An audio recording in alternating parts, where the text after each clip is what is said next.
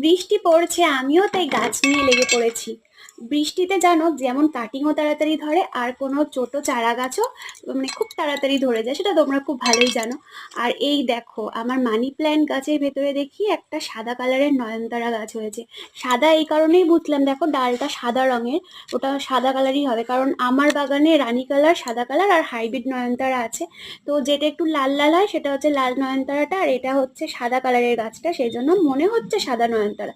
আর নয়নতারা দেখবে সারা বছর আমাদের কম বেশি ফুল দিয়ে যায়, এটা কিন্তু অ্যাভেলেবেল বলে ফেলনা নয়।